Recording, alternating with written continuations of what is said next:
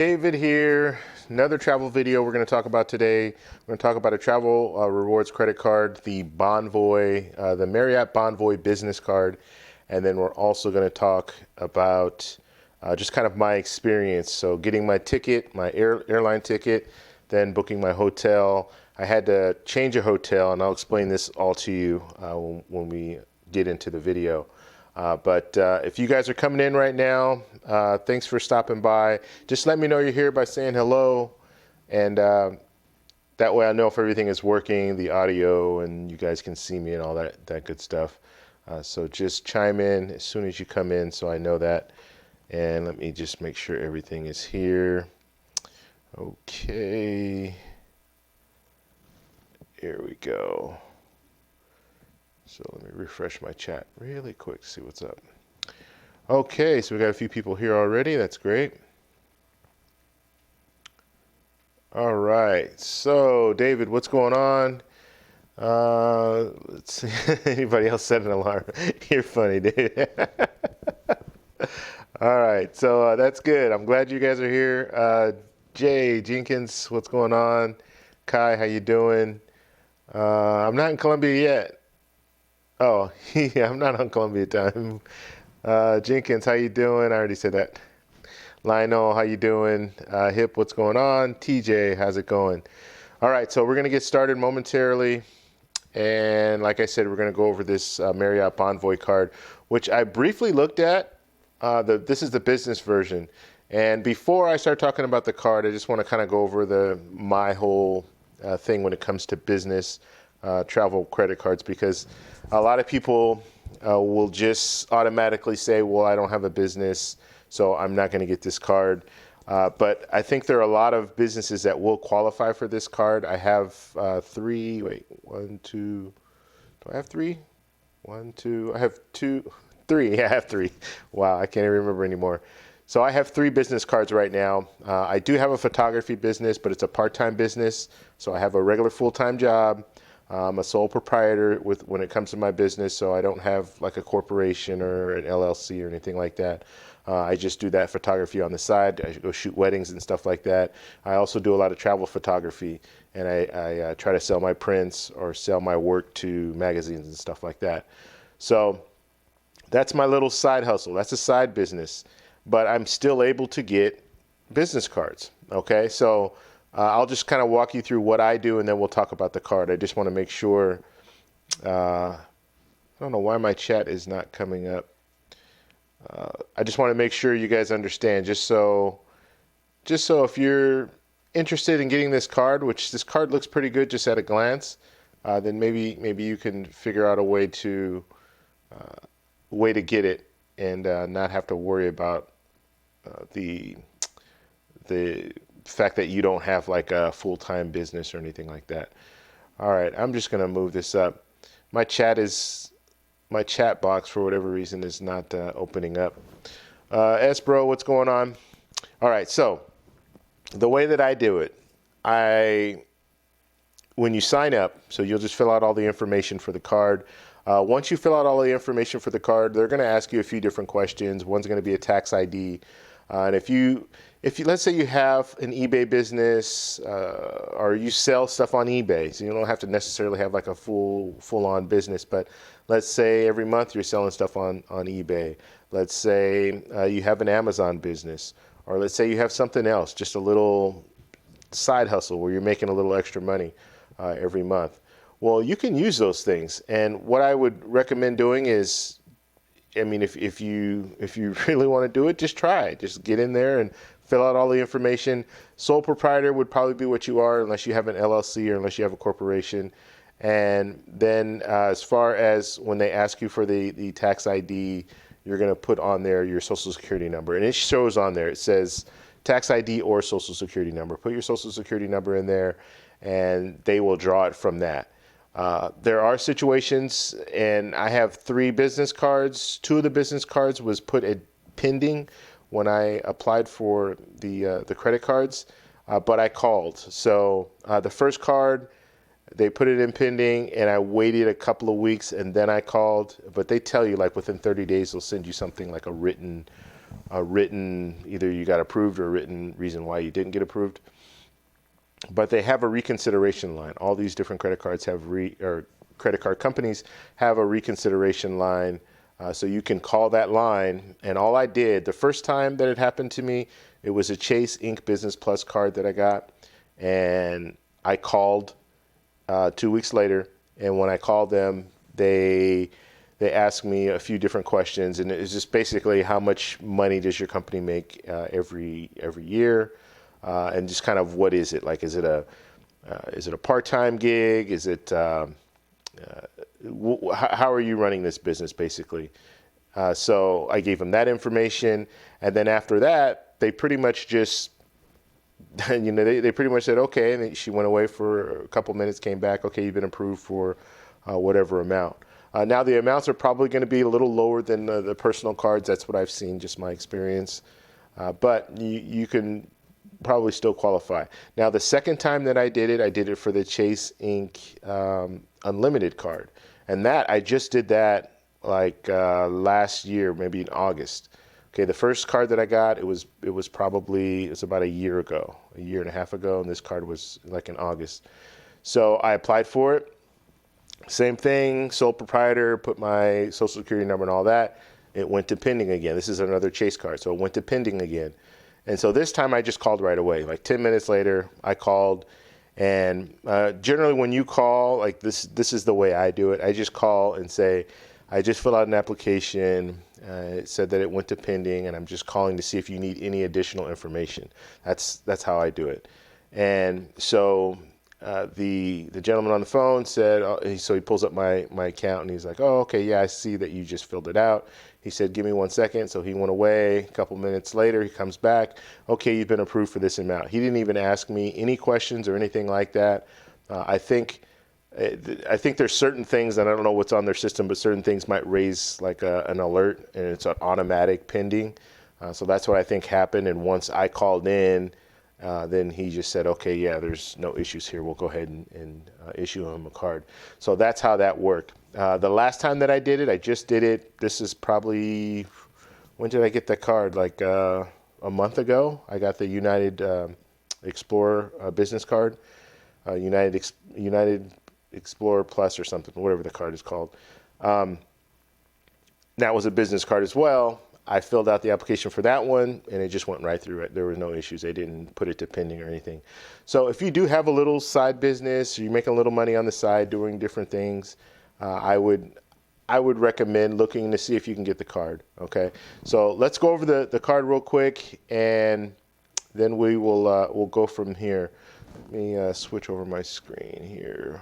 We got that. Who else came in? Walker, how you doing? All right. Let's see. Open this up. Now, like I said, I briefly went over this, so I don't have all the answers and stuff like that to about this card. But I will tell you, just at a glance, this card looks definitely better than the Brilliant card, the Marriott Brilliant card. Okay, so one thing right off the bat that I like about this card is the name. It's simple. Okay, I'm opening up software here. Okay. It's the Marriott Bonvoy Business. I get it, right? You have the Brilliant, the Boundless, and then you have Business. I like the Business a lot better than the Brilliant or the Boundless. I don't really get those names. Make it simple. Yeah, that's my thing. So let's look at the annual fee. So first off, the annual fee, $125 annual fee if application received before March 28, 2019. And it's going to be a $0 annual fee for the first year, then $95 after that. Okay, so that's pretty good. The annual fee is where you would want it, right? It's a $0 annual fee for the first year, then you pay the $95, so that's not too bad. Okay, I have a little glitch here. Am I still there? Can you guys see me? My whole screen just went out right now. I don't know what happened. Okay, so we're back. All right. So the the bonus on this card is 100,000 bonus points, and that will be after spending $5,000 within the first 3 months. Okay, so that $5,000 minimum spend, a little higher than normal. So you have to be one of these people that really plans for that. Okay, don't get this card and think, oh, $5,000, that's not too much. You have to hit that minimum spend. If you can't hit that minimum spend on this card, if it's even a question, then I would highly recommend not getting the card and going with something else where the annual fee is a little more suit you a little better. And you can even do, let's say wait 3 months and see what your normal spending habits are for 3 months. And just like if you're using your debit card or if you're using another credit card, just see what your normal spend is for 3 months. And then at that point, then you can figure out, okay, yeah, I think I can spend 5,000. Or if you're in a situation, and I talked about this a little bit yesterday, and I've talked about it in other videos, if you're in the situation where you can help out a family member, let's say the family member has the cash, but you tell them, hey, I can pay for it for you. I can use my card, and then you can give me the cash. If it's like electronics and stuff like that, you might be able to get an additional year warranty by using the card. So you can tell them that, or you get an extended warranty. Let's just say that because it fluctuates, but you can get them an extended warranty. Now, I would read the fine print and know, okay, this is what I can get them before you promise that. But that's something else that you can consider. Or if you have a big purchase that you need to make, wait until right before then, get the card, and then you can do that purchase, and it'll fall into your minimum spend that first 3 months. So that's good. Now, it does say the offer ends April 24, 2019. I believe that's the same date as the Brilliant card. So that 100,000 bonus points is not going to be there forever. All right, earn possibility with this card. We are looking at 6 times points.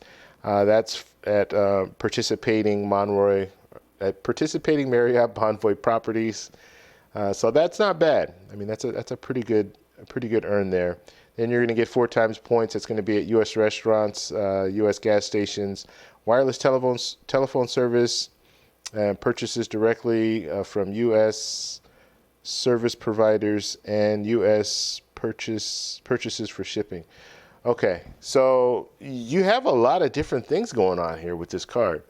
And like I said, I briefly looked at it, but looking at it now, like this is you have some, now, like I said, if you have a business and you can justify getting this card, 4 times at restaurants, 4 times at gas stations. What other card do you get 4 times at gas stations? Not very many that I can think of offhand. Wireless telephone service, we all have cell phones. And I know me personally, I use my cell phone for business as well as pleasure. But so that 4 times points, that's a really good benefit there. And then shipping and stuff like that, you can use it for that. Let's see, 2 times points on all other purchases. So looking at this card, and I don't know who brought this up yesterday, but that's the reason why I wanted to pull it up, because I hadn't even looked at it, to be honest with you. Yesterday I hadn't looked at it, and I just looked at it right before I started this live stream. This looks really good. This is definitely a card. This card is definitely better than the Brilliant card. All right, let's move down a little bit. You get the free night, so that is good. So you get the Silver Elite status. So you get that bottom tier Elite status, which is okay. I mean, it is what it is. If you really want to work toward, if you're really going to use this card and work toward like the gold status, you have to spend $35,000 in a year, in a calendar year, in order to get to that level. But then there's a status above that. So if you have other cards that might get you some status, and you might want to go that route, and always look for, when it comes to Marriott, Hilton, Hyatt, they always do these challenges and stuff like that, where they'll tell you, hey, if you stay a certain amount of days within 3 months, we'll give you elite status for the rest of the year. Or if you do it after July, then they'll have a challenge, and they'll give it to you for the rest of 2019 and then all of 2020. So that's one way so you can get elite status without having to stay all these nights.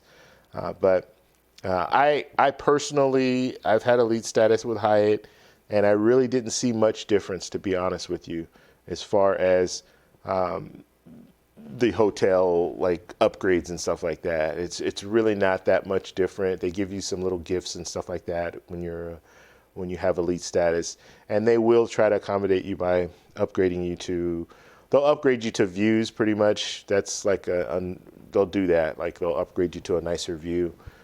But as far as upgrading you to like the penthouse suite, that's never happened to me. Or upgrading you to larger rooms, sometimes they'll do that.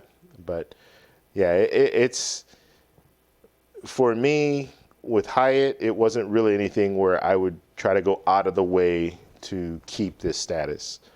So that's just the way I saw it. And I'm more about, all I want is a clean room, a nice bed, and when I'm traveling, I'm out and about. Now, people who travel for business a lot, things like that, they might want something a little nicer because they might be spending a lot of time in the hotel room doing their business, doing business work and all that. But when I'm traveling, I don't want to be in the hotel very often. I want to be out and about. So I really don't need all those different amenities that they offer when it comes to that. All right. Let's see. Other things. So they show you here. So for those of you who don't know, Marriott bought SPG. So they bought that SPG hotel chain, and so now they're one. So they have 6,700 plus hotels in 129 different countries and territories. So they have hotels everywhere, and so that is a real big perk, a real big benefit of getting into a Marriott program is you can pretty much find a hotel almost anywhere. And I say almost because later I'm going to talk about where I'm going. So I'll be going next week to Colombia, and guess what? No Marriott hotels. So at least not that I saw. Let me see, maybe a Renaissance. I'll have to look because like. There's some different hotel names that I'm not familiar with that might be there. Renaissance maybe, or maybe that was a Radisson. That was probably Radisson. Okay. So all in all, I mean, this card looks good. This looks like a good card. I would get this card over the other two, to be honest with you, even the Boundless card, and that's a Visa card though. But this looks good. What I'm really attracted to is the gas stations, 4 times on gas stations. That's a really solid card. 4 times at restaurants as well. So of course you have to make a commitment to stay at Marriott properties in order for this to make sense. But I definitely think it's a good card. So I'd love to know what you guys think though. So please in the chat we can talk about it. And if after the live stream, if you guys want to put something in the comments, we can talk about it as well. But I think it's a solid card. I really do. All right, let's switch over to the chat and see what we have going on here. All right. Okay. Okay, let me move this over here. Okay. Nika, how's it going? Let's see, David. Amex is a joke when it comes to business cards. I have faked a new business name every time. Okay, so David's pretty much saying that I wouldn't fake stuff, okay? If you have something really going on, then do that. And I think most of us have some other means of making money other than our job. A lot of us do. Like we'll do little things here and there, whatever. So you can use that type of stuff to get a business card.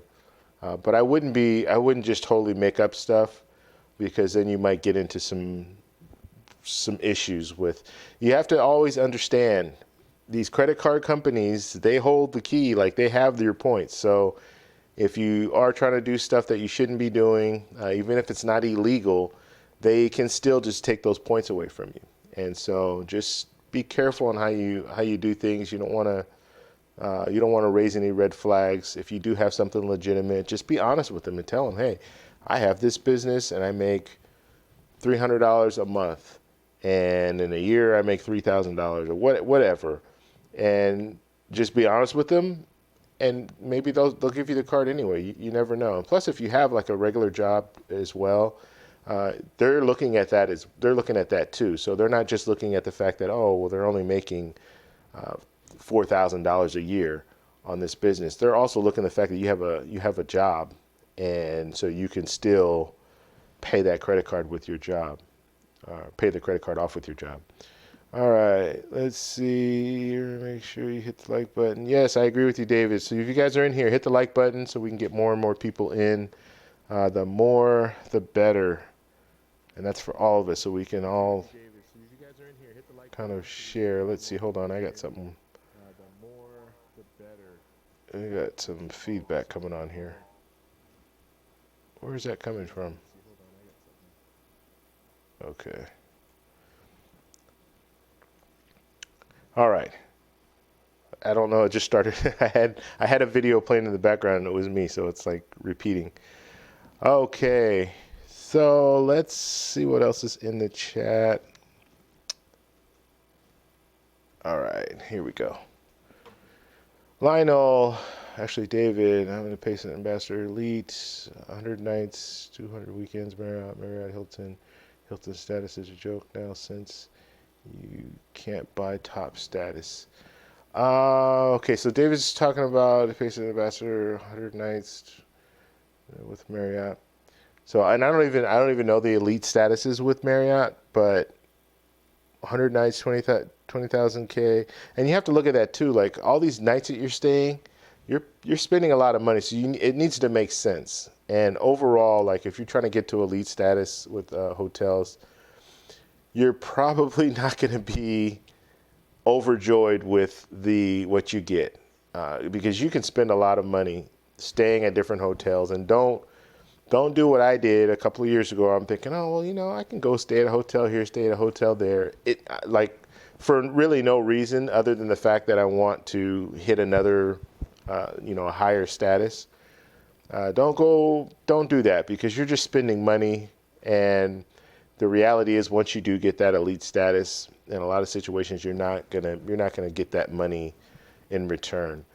So don't just try to. Some people they just want that elite status, and so they're trying to do things, spend money to get there. I wouldn't do that. It's just not worth it. Okay, Lionel, elite status gets you points, point multipliers. Yeah, that is true, Lionel. So you do get extra points and like point multipliers. With Lionel saying when you have elite status and you book a night, so you're going to get extra points. That is true, but I'm just saying. If you can get there naturally by going on trips and stuff like that, then I would highly recommend doing that. But don't do what they call like the mattress runs, where you're just going to these different hotels, just staying, just so you can get those nights toward your elite status. I wouldn't recommend doing that. Okay, Lionel's he says I'm a Hilton Diamond. I get 100% bonus points on each stay. Okay. And it's good. Once you get to that elite status, my advice is to start looking at some of the other hotel chains and see if you can't get elite status with them as well, because they'll do a match. So they'll status match you, and then it'll kind of give you an opportunity to try out another hotel at elite status. And then if you like that, then you can move over to them. Okay, you should buy 2 times points on all your stays. Really cheap. Okay. Okay, Hilton doesn't give free nights.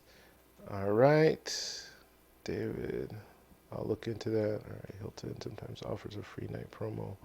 Amex Hilton, mid-high tier, offer free nights. Okay, so you guys are just going back and forth as far as Hilton goes and what they offer.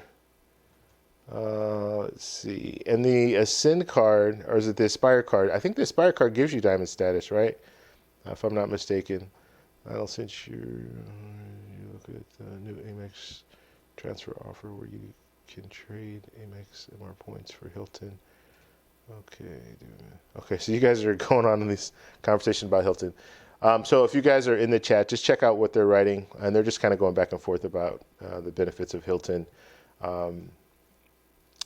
So check that out. But I do think if you have that Hilton Aspire, which it's a $450 annual fee card, you can get their top status, like you can buy your way in. So that's pretty good. All right, so what I want to talk about right now is my trip. So I have a trip planned, and I'll be going. If you guys have any questions or anything like that, go ahead and put them in the chat, and then I'll come back and we'll look at some of the stuff in the chat. Now, I'm going to Colombia. I'm going to Barranquilla. I will be there for 9 days. Or no, I'm sorry. I'll be in Colombia for 9 days. I'll be in Barranquilla for 4 days, from the 2nd. Yeah, 4 days, from the 2nd through the 6th. And so I had some challenges, let's just say, and got really frustrated a couple days ago because I kind of did something that I don't normally do. I used a site that I don't normally use, and yeah, I was very, very irritated with the whole way that it came out. I had to cancel my reservation for my hotel reservation. I had to change hotels. And so first off, I want to show you guys just my what I booked. I just need to make sure all my information's not on here. Let's see. Pull that up. Okay, a little closer.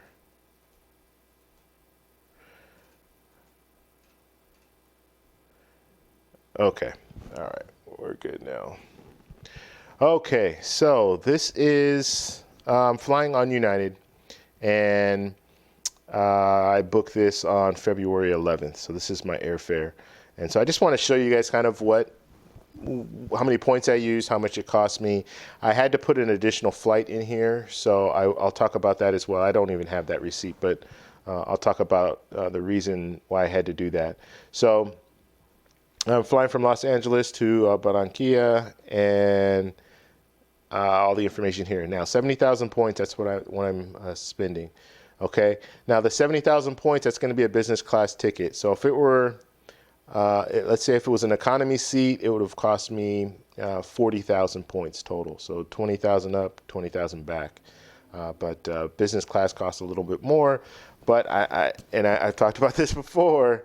Once you start flying business class, first class, you're probably going to start thinking, you know what, 30,000 points is not that much. I'll go ahead and pay an extra 30,000 to fly business class. It does allow you some other little perks too, like when you do your check-in, you can check in the business class, first class line, so you don't have to wait in line with everyone else. And there's certain other things too. I think your bags can be a little bit heavier. Your check bags can be a little heavier, and you get the alcohol on the plane, and the food's generally a little bit better. So those are some of the perks there. All right, let's see, and what else? Okay, so $157 is how much I had to pay out of pocket. So that's the cash. Now, in a normal situation where I plan ahead, I wouldn't have had to pay this close-in booking fee. Okay, this close-in booking fee here, $75. Normally, I wouldn't have to pay that.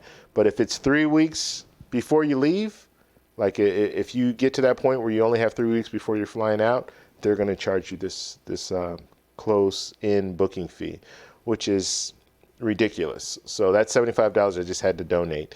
There are ways around it. Like I heard that you can, okay, so you have a 24, and this is something that I didn't try. Look, I want to make sure my flight I don't want to have any issues. So $75, yeah, I'll give you the $75. But if you really want to try to work the system, what you can do is you can book it, and let's say book it out, instead of booking it when I did, or I'm saying book it when you book it at the same date. I'm getting all this stuff. So you still book it on February 11th, but let's say it's only 3 weeks out. We'll extend it and say, oh, well, I want to stay. I want to do my flight so it's a month in advance, right?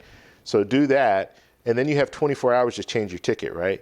So you just book it that way, and then you've already looked. Like I've already looked, so I know how many points it's going to take in order to book the flight, right? So I'll book it in the future, and I'll make sure the points are exactly the same. And so then what I'll do is once I've booked it, they're not going to charge me the $75 because I'm booking it over a month in advance, right? And so then I have that 24 hours to make changes. So I make the change right after that. And the change, I'm going to move it back to where it's the date that I actually want to fly out. And so I move it back to the date that I want to fly out, and then it's not going to charge me the additional $75 because I've already done the transaction. All I'm doing is changing the dates around. So that's a way around it. Like I said, I didn't want to have any issues or anything like that, so that's why I just said, no, I'll pay the $75. If it were a different flight and it was like it wasn't so crucial, let's say if it was a domestic flight or something like that, then maybe I'd try it and see what happens. But I wanted to make sure that everything worked out. All right, so just to show you, this is my flight here. So we're going to be flying out.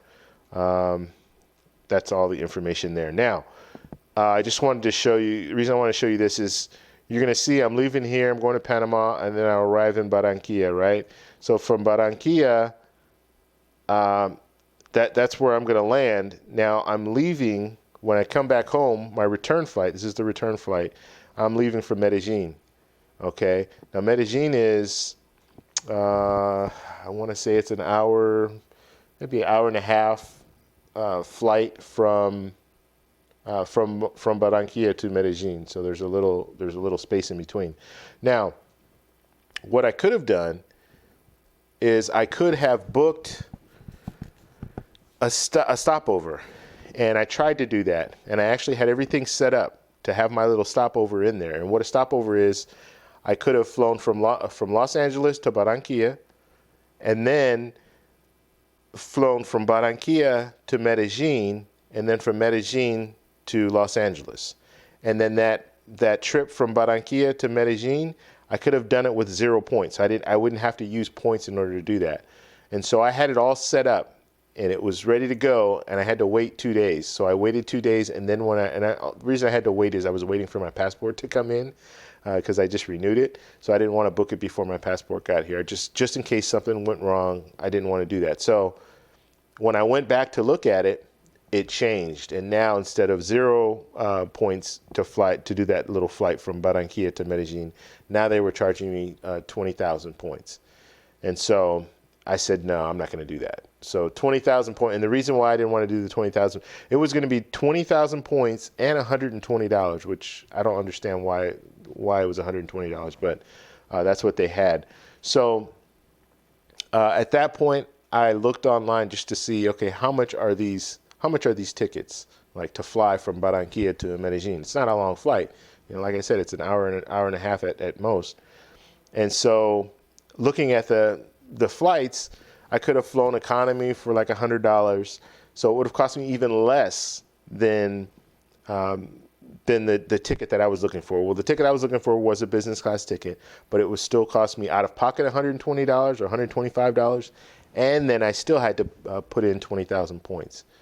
So I wasn't having that. So I looked to see how much, just out of curiosity, how much is business class to fly there? $135. So I could just pay $135 out of pocket, don't have to use any of my points, and just go that route. And so that's what I ended up doing. So when I booked my flight, the United flight, I booked what they call, a jaw, I think, or something like that, where I book, just like I showed you, from Los Angeles to Barranquilla, and then there's a gap, so my return flight, I'm not flying out of the same airport that I came into. I'm flying out of a different airport, which they allow you to do. United allows you to do that. And so that's how I booked it. So I booked that whole ticket all together. And so I just needed to get that filler in between, that one-way ticket. So that's what I did, put the one-way ticket in there, and now I'm set. So in total, came to a little under 300. No, it wasn't even 300, like $290. That's total. And that's a business class flight all the way, my whole trip. So that's pretty much how that worked. Now, like I said, if I would have planned ahead a little bit better, I would have saved that $75. And then I also would have been able to, if I booked it when I initially looked at everything, I wouldn't have had to pay any extra points and wouldn't have had to spend any extra money in order to fly from Barranquilla to Medellin. But those are the breaks. It happens sometimes. You just need to, like I said, you need to be flexible. So in certain situations, it's not always going to work out in your favor. But I think this is still a pretty good flight. But if you look at it, you take the $75 away, that's going to be $82. And then if I would have booked, like I said, if I would have been able to get that stopover in there for 0 points, not have to use any points, there was a fee on that as well, so that would have bumped this $82 up just a little bit higher, but it still would have been around $100 in order to do this whole flight. So, all right. So I just wanted to show you guys that. Now I'm going to talk about the hotel, which is a pain. Yeah, wasn't happy at all about the hotel. So let me kind of just set the stage for you guys. And I don't even need to, pull it up.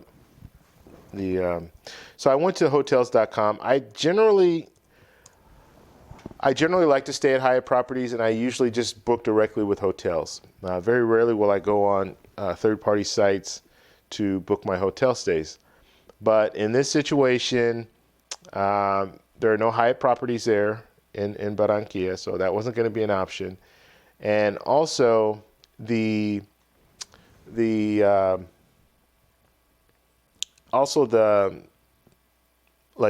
have a lot of different hotels there anyway. It's like hotel chain wise, there's a Hilton Garden Inn. That's where I booked. So I booked at the Hilton Garden Inn. And then there were a few more, Holiday Inn Express, and there's a couple more, but very few like hotel chains.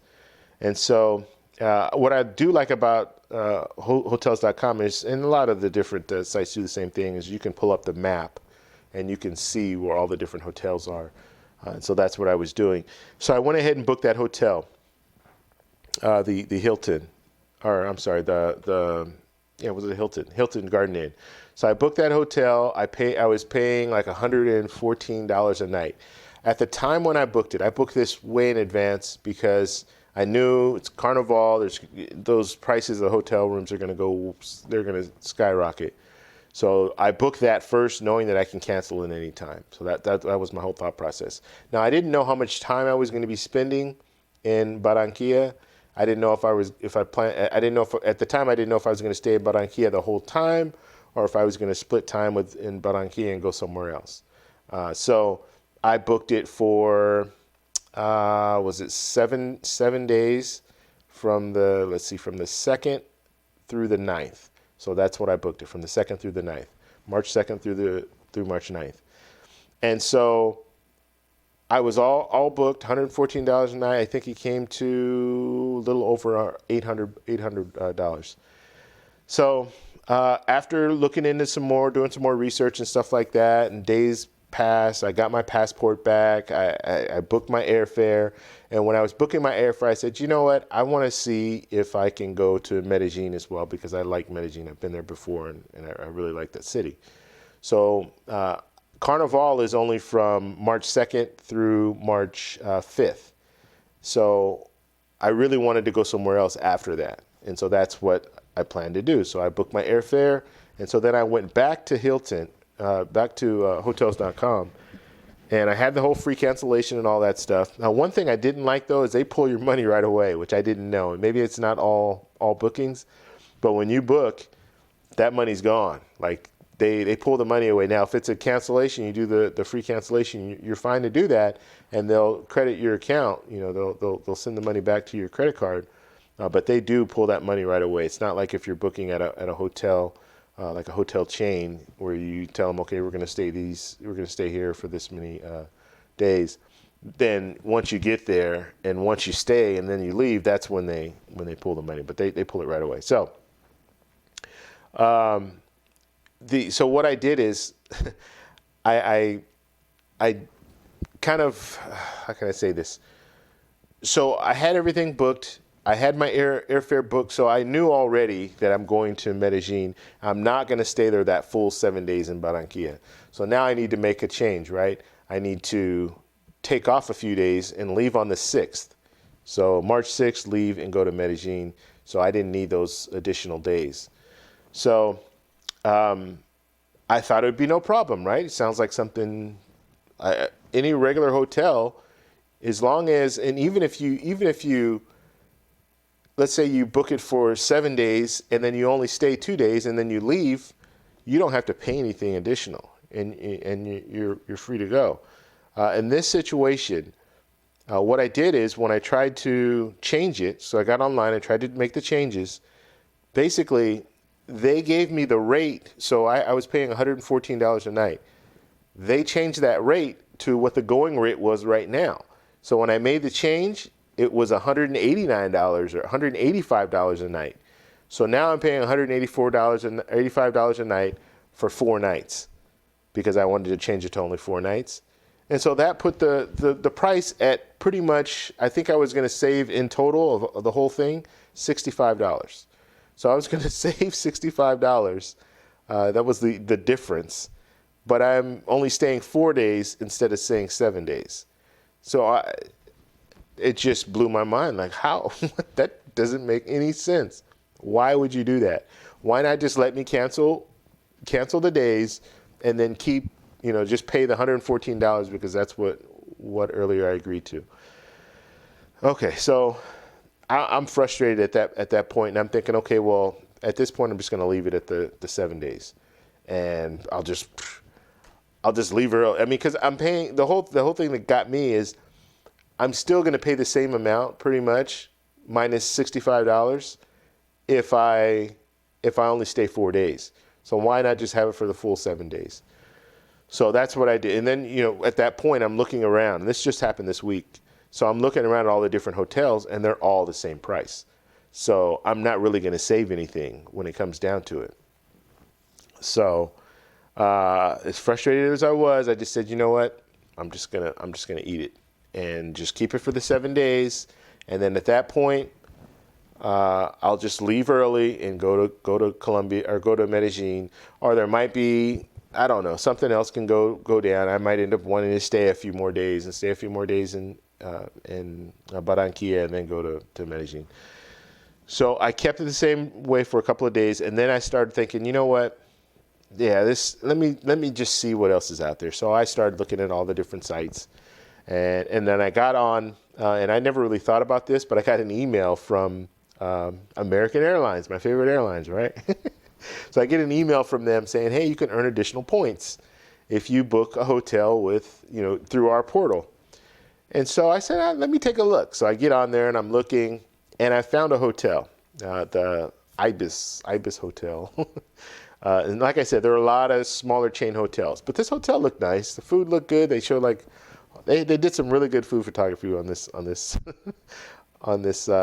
website. And then they also have, their rooms look modern, and it's a high rise, and they have a deck at the top so you can kind of look over the city and all that. All the things that I like, because I'm going to be doing time-lapse photography, other types of photography, maybe some live streams like I can do one off the little balcony stuff that they have there. So it was only I think it was $114. It was the same price that I paid for the other one, but it was $114 now, as opposed to that one was $114 4 weeks ago. So I went through their portal, and the portal is through bookings.com. So I went through the portal, and I got the room there. And so once I got the room there, and I only got it for 4 nights, I'm only paying like $114 a night, which is great, for 4 nights. And then I'm saving like $300 just by moving over to them. And then also when I booked the Hilton Garden Inn, I didn't know the exact location where Carnaval was going to be.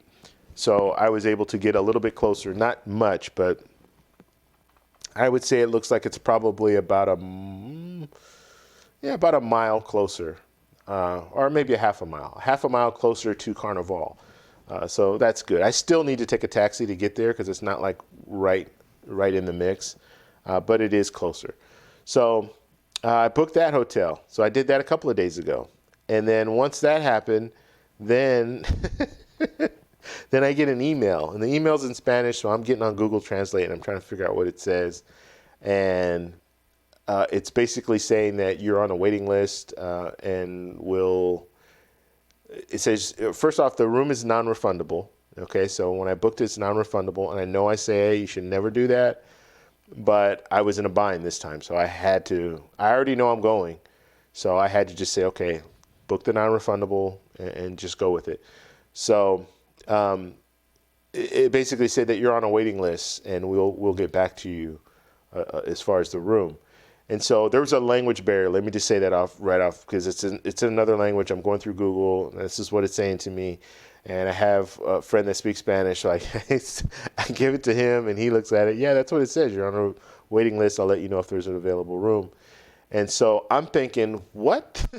I just booked this. I canceled my other booking. I canceled the one at the Hilton Garden Inn, and now I booked this one through bookings.com, and it's telling me that I'm on a waiting list. Like, that doesn't make any sense. If I booked it, then I should have it, right?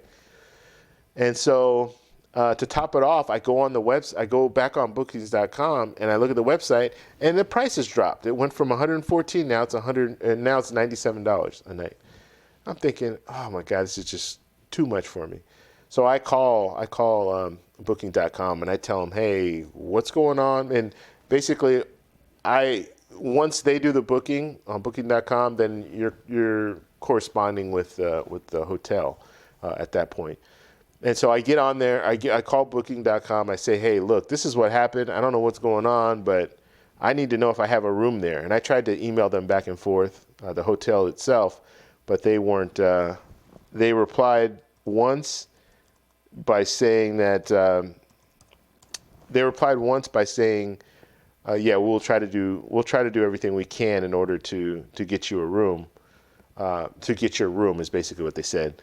And so I'm thinking to myself, this can't happen. Like I sent them an email back saying, hey, I need to know if there's a room available for me, because if not, I need to cancel this. I can't. I mean, it's not refundable, but I'm not paying any money if there's no. I mean, it just doesn't make any sense. So I'm not going to wait till the last minute to get there and then find out there's no room, and now I'll be paying a lot of money to stay somewhere. So I emailed them, the hotel. They didn't respond back on that last email. So then I called booking.com and said, hey, look, this is what happened. So she calls over there, and basically she says that when I booked my room, I like to stay on a high floor. That's generally the way I like to go about it. So I put high floor like in the other information, and so that's what they were trying to tell me. So the hotel was trying to tell me that they're going to try to put me in the room that I requested. However, it has to be available for them to do that. So it's not, I've already booked it, I'm there, I can stay in a room, I have a room ready, but they're just trying to see if they can get me an available room that's up there at the top. So after all that, I finally figured all that out, and then I was okay, I was at ease. But this last week with this hotel stuff, it just frustrated the heck out of me. And hotels.com, I mean, I have had good experiences with them in the past. I've used them I haven't used them in a long time, but the times that I have used them, I've had a good experience. But with this whole situation where they're basically bumping up the rate higher than what I paid for it, if I want to make a change, that doesn't make any sense. But you can cancel the whole thing. You can cancel the whole thing, get all your money back. But if you're trying to make a change, then you're going to pay whatever that going rate is. So yeah, that was really amazing to me. And maybe it's not on all the bookings. And I'd love to know what your experience has been with hotels.com, because that was for me, that's a deal breaker. Like I won't book anything else on hotels.com if that's the way it is. And like I said, maybe I know they have different things, like some of it's non-refundable, some of it's free cancellation. So maybe this is one of the bookings where that happens, where if it goes up, then you have to pay whatever that difference is. But yeah, I've never heard anything like that before. And I always recommend not going through the third party sites and just going directly with the hotels. But sometimes you're in a situation where you can't do that. In this situation, I could have gone right to the Hilton website and booked it through them, and I wouldn't have had that problem. I would have been able to just cancel. But for whatever reason, I just went to hotels.com, and that's what I ended up with. All right, so very long-winded, I know. Thank you for listening to all that. We're going to go into some of the questions here and some of the comments, and we'll see what everybody's talking about here. So I do want to know your experience has been with hotels.com or any of the other ones, Expedia and Booking.com and all these different ones. The good thing is when I did go through Booking.com, I got 1 point per dollar, 1 point per dollar additional. So when I booked it, I got like 465 points or something like that. And that's going to go to my AA account, my Advantage account. Okay, let's see. Where are we? Okay, so yeah, let me know what your experience has been. So Lionel, I was in Marriott Gold, but they devaluated their gold status. No lounge or free breakfast with Marriott Gold. Yeah, that's what I'm saying. So Lionel's just talking about he was Marriott Gold, but they don't have any lounge access or breakfast with that. You gotta give breakfast for at least bare minimum. If it's an elite, if it's a gold or a diamond, why not give free breakfast? I don't get that. I really don't. Okay, yes, that's okay. So that's 75,000 round trip. So Hip's asking me if it's 75,000 round trip. Yeah, that's what it is. It's 75,000 or 75,000. It's 70,000. 70,000 for the round trip ticket, and that's business class. So like I said, so if you're fine with flying economy, then and I don't get me wrong. I don't fly business class everywhere I go. Okay, I pick and choose. But in certain situations, if it makes sense, it makes sense. And a couple of live streams ago, like a couple weeks ago when I did a live stream, I actually pulled it up and I showed you in this situation, it was better for me to fly business class than it was for me to fly economy because they didn't have very many economy seats available. Okay, so United, they don't have any blackout dates when it comes to using points. So what they'll do is it's 20,000 points to fly one way. It's 35,000 points for business class to fly one way. And so if they're running low on the economy seats, what they'll do is they'll bump up the points that you need to use in order to fly economy. So when I booked this flight, and I showed this in my video, the economy flight, this is the same plane, right? The same flight.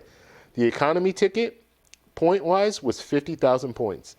Right next to it was the business saver seat. It was 35,000 points. So in that situation, if I want to fly on that plane, it makes sense to fly business class and not fly economy, because economy you're going to be paying more points to fly in a smaller seat and all that good stuff. So in this situation, it made sense for me to do that. Now, I don't always fly first class or business class. In certain situations, yeah, I'll fly economy. It depends on the plane. It depends on how long I'm going to be flying. And it depends on if I can upgrade my seat, just pay a little bit more and upgrade the seat to like an extra legroom seat. It also depends on where I find a seat on the plane. If I can find a seat where I have a little bit more room, legroom and stuff like that, then I can bypass the business class.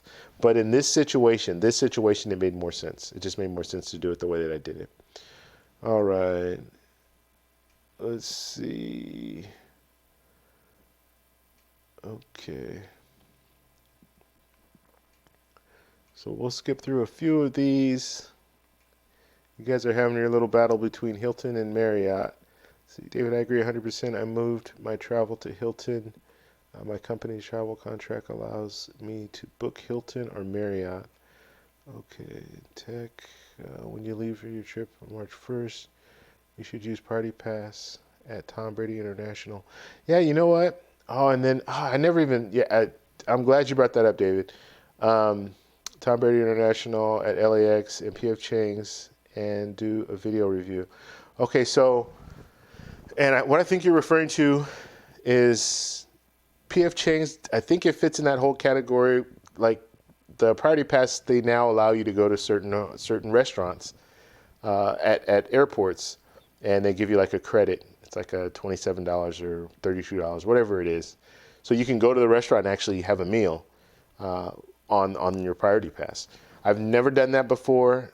I'm glad you brought that up, because now I'm going to look into doing that. It'd be a perfect setup for me, and I'll do a video on it when I do it. Hopefully I can do it on this trip, but it'll be a perfect setup for me because I'm not leaving until I think my flight was at like 10 o'clock. It's either 9 or 10 o'clock, somewhere around there. So I can get to the airport early, go there, eat dinner, and then get on the plane. So I'm glad you brought that up, David. So that's what I'm going to try to do. And then let's see. They also have a nice. Tom Bradley also has. They also have a pretty nice lounge in there, where I think they serve food at that lounge too as well. Okay, so yeah, I'll have to look forward to doing that now. Lionel, the merger actually made me switch to Marriott because their status means more on the upper end because of the way they buy it. Okay, so you have diamond status and you hopefully use Aspire card. There's some insane earning rates like 20 times back on points. Okay, yeah, and if you and I agree with the David. So basically, if you have David's pretty much if you have the Aspire card, the Hilton Aspire card, it's a $450 annual fee card, but you do get diamond status, so that means you'll be able to earn points at a faster rate because of that. So yeah, that it's kind of strange that they do that, like Hilton. And I can't think of another hotel card that gives you top tier status just for having their card. I think it's a huge, like if you want diamond status and you're really set on getting diamond status at Hilton, it's a huge benefit just to get the card, because if you're trying to earn elite status, you're going to spend more than $450 every year staying at different properties to get to wherever that status is. So it's kind of one of those things where they make that, but it kind of it lessens the status, like the elite status, because now most people, if they're smart, they're just going to get the card. There's no reason to stay 40 nights or stay 50 nights at a hotel and spend all that money if you can get the elite status just by paying $450 a year. So that's yeah, that's interesting that they do that. And then, like I said, you can get that card and get the elite status, and then you can shop around and go to some some other hotel chains. And a lot of times they do ask you for like your history, like the history of the time that you stayed at Hilton, stuff like that. So they might ask you that. But if you stay there from time to time, you can still show that, yeah, I do stay at the property. And then you can go over to Hyatt and get the globalist status, because they'll status match you over there, or they'll status match you with Marriott, or they'll status match you with IHG.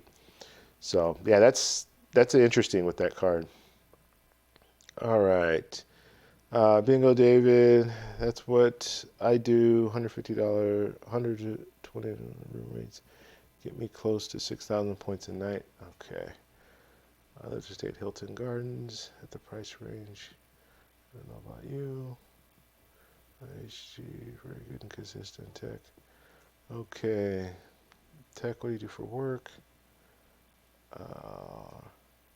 Okay, I'm trying to skip through a lot of these just to make sure that I answer any of the questions that are in the chat.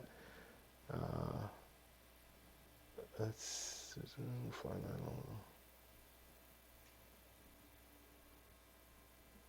that. Okay, so Kai saying he had a bad experience with Hotels.com. What was that experience? Just out of curiosity.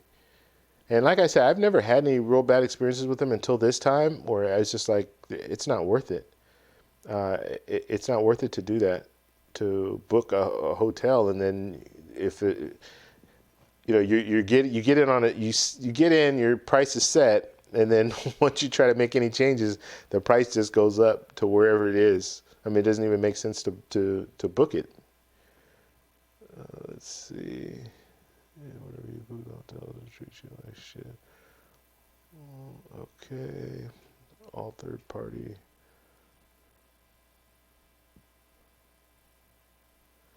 Yeah. So David's saying that booking third party for airfare is never as good as the experience. Oh, wait, it's never a good experience. Basically, is what he's saying. It's yeah. When you book third party, and I still tell my parents this, but like I said, and I said this yesterday, they're old fashioned, so they like to do. My dad still calls the bank. He doesn't do any online banking or anything like that, or he'll go to the bank if he has questions, or yeah. I mean, they'll use the ATM, but that's as far as they'll go. And a lot of people still book through travel agents. Uh, I, I don't, yeah, I don't really understand. It's easy. Yeah, it's easier because you just sit there and they go through all, okay, you can do this, you can do that, you can do this. But you're going to get a better deal if you do a little research on your own and you book it directly with the airline, directly with the hotel. You're not paying the middleman. So when you deal with third parties, yes, you're going to be paying the middleman. So it is better to kind of go that route where you book it yourself and do a little research and go that route. And then you get the points. Like if you're booking directly with Hilton, you're going to get Hilton points. If I'm booking through a third party, I'm not going to get those points. So for my elite status and all that, it's just not going to count the same. So yeah, the third parties, and then if you want to make changes, just like I did with this hotels.com, if I went directly through Hilton, I would have been fine. And I could have changed the dates and all that, and the price would have still been the same per night. But when you do it with the third parties, they start doing weird things. They pull your money out right away. When Hilton wouldn't have pulled my money out, I could have just booked with them. They're not going to pull my money out. They're going to wait until I stay there, and then I'll get the bill at the end of my trip, and that's what I pay. So, yeah, and like I said, I've had good experiences with Hilton in the past, or with hotels.com in the past, but for whatever reason this time it just didn't work out. So.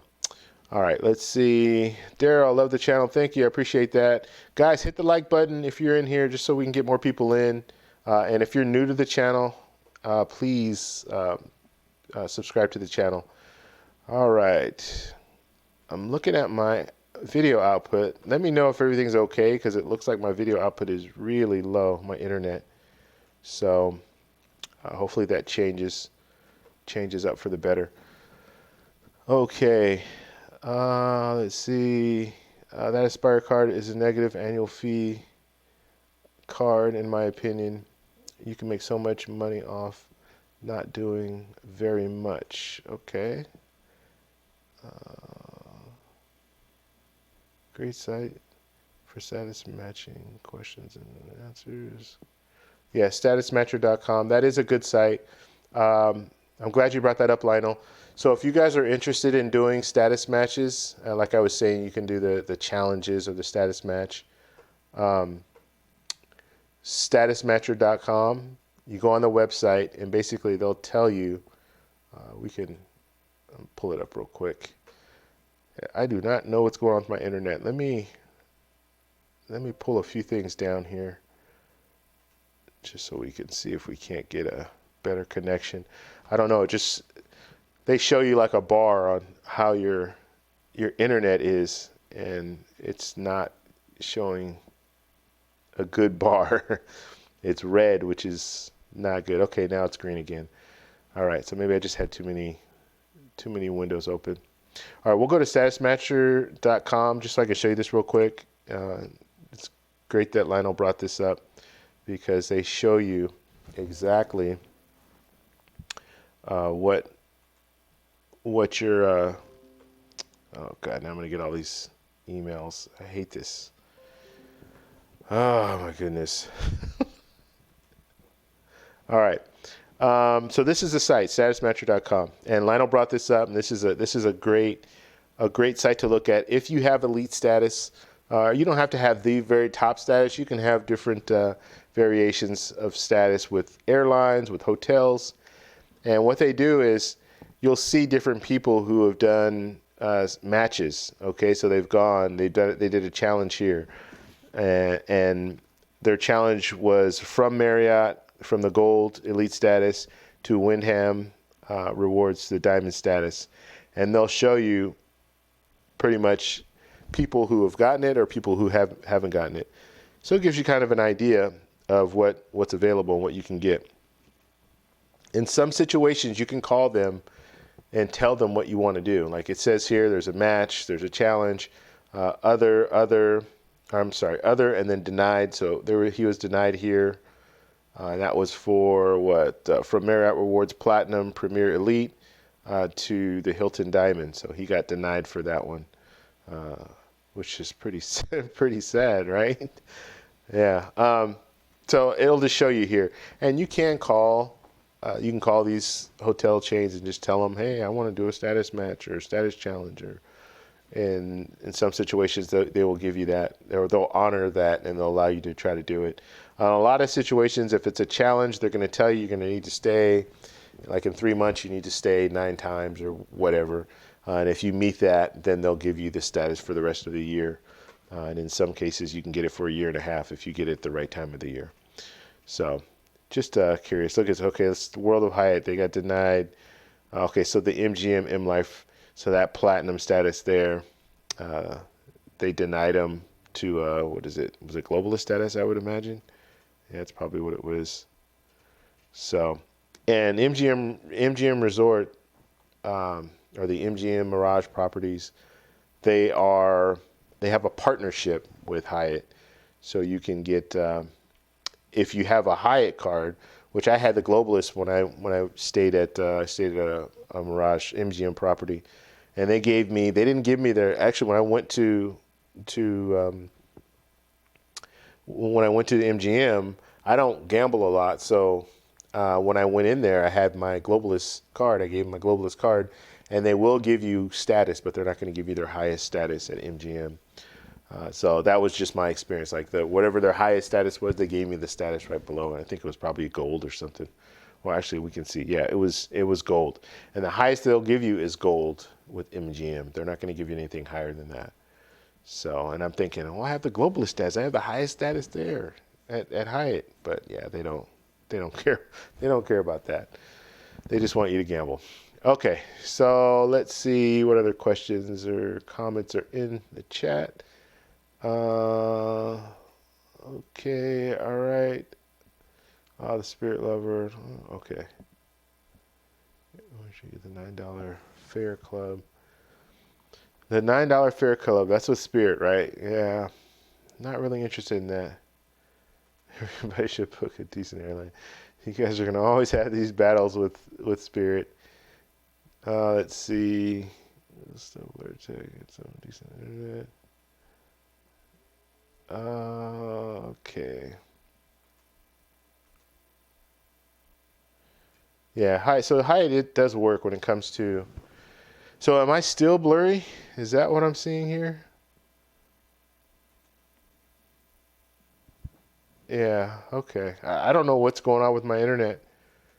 I was fine before, but now it's showing that I'm okay, but yeah, it looks like there's some issues. So James, how you doing? So is everything okay? You guys can see me, you can hear me. There are no issues right now with the whole internet thing. Still blurry. Also, you have 2 streams going on. 2 streams going on. I have 2 streams going on. What?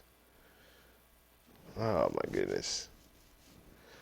Let me look into this right now. So I don't know what's how the heck do I have 2 streams going on? Let's see. So we have that. Okay. Just give me 1 second to try to figure all this stuff out, because I don't know why it would be blurry unless my internet is just all messed up. Let's see. I gotta really get all this stuff fixed, because I don't know what's gonna happen in Colombia as far as live streaming. I've never done it before, so that might pose a real big problem. So I'm hoping it doesn't. Now you're saying I have 2 streams going. What is the other stream? Are you saying is there another channel, like another link to something? Okay. Very clear. Blurry again. What is going on? This is one of the most frustrating things, just getting on here and trying to figure out all these little things, and there's nothing really that you can do when you're looking at stuff. Like I don't really know. You have another stream called Top Rewards Cards going on. The funny thing is I don't see it. Like I don't see it. Can you put the link easy? Can you just put the link in the chat and let me go over to it and see? So James is asking, is Trivago the best website to purchase hotels? Let's see. Yes, top car stream. I would recommend just booking directly with the hotels. I wouldn't go through any of these third party companies. You want to be able to get, if you have issues too, like let's see, Easy gave me the link here. Let's see. So is that? Let's see here.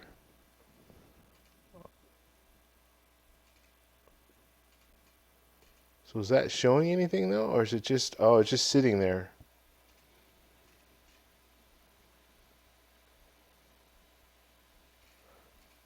Yeah, it looks like it's just sitting there. It's not showing me anything on this link that, I mean, it is open, but I have no idea. I'm gonna have to figure out how to fix all this stuff because I don't I don't know. But we're just gonna stay on the stream that we're on now, and we'll just go with it. Hopefully it clears up and I don't have any issues in the future with that. But yeah, I don't really know what's going on with it, so I'm just gonna leave it alone. Let's see. I can look at this real quick though. Yeah. So as far as hotels go, I as far as booking, I still wouldn't go through third party. I would always just book directly with the hotel if you can do it. It just works out better that way.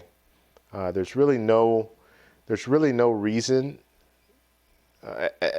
With all the technology that we have, the internet and all that, there's really no reason to go to these third party sites.